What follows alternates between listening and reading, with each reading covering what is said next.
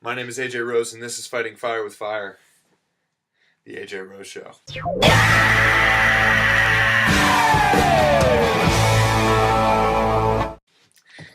Now, over the weekends, there were 4 NFL playoff games to complete our wild card round, and 3 of them were blowouts. 3 of them were wide margins of victory for the home teams. All 4 home teams won.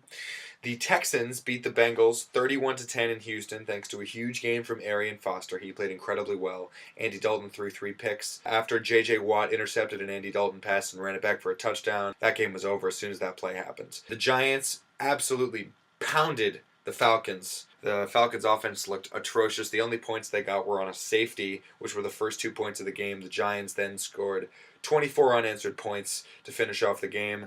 The Lions and the Saints had a shootout, just like everybody thought it would. The over-under on the game was 58.5, 59 in some places, and that over got killed, even though it was the highest over-under total in wild card playoff round history. The final score was 45-28 Saints, so that's 73 points in total, so they absolutely murdered the over.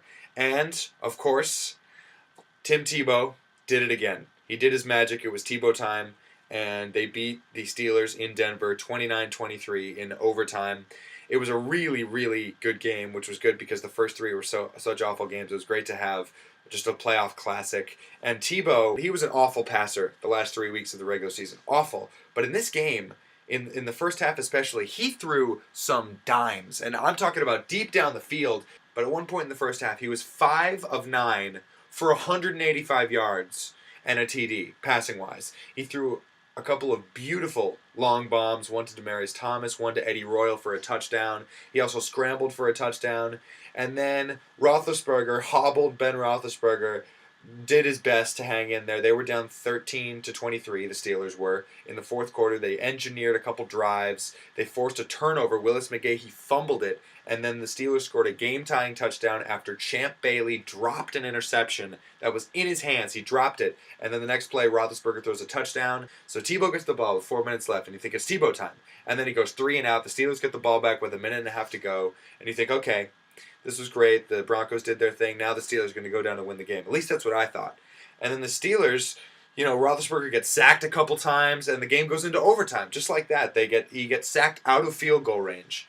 And then the Broncos take the opening kick, and in one play, Tebow throws a pass. Demaryius Thomas coming left to right over the middle of the field, catches it, outruns Ike Taylor. The safety was way out of position. There was nobody deep, and Demaryius Thomas runs into the end zone. The whole place goes bazonkas, and the Broncos are now coming to Foxborough to play my Patriots next week.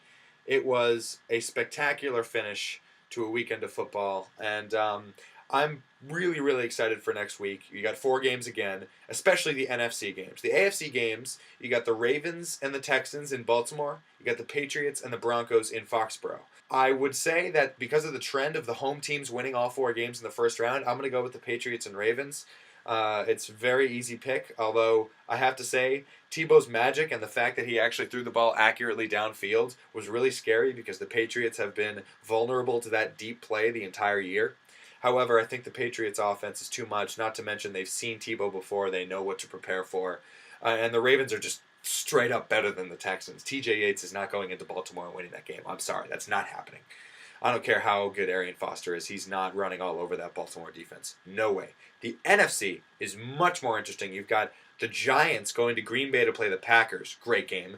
And you've got the Saints going to San Francisco to play the 49ers. Another great game.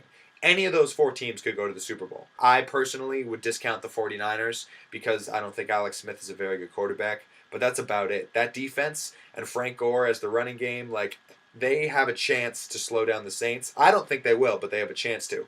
I'd say the Saints win that game 31-17 or 31-16, something like that. And then I think that the Packers have just enough, again, to beat the Giants. They beat the Giants 38-35 in the regular season.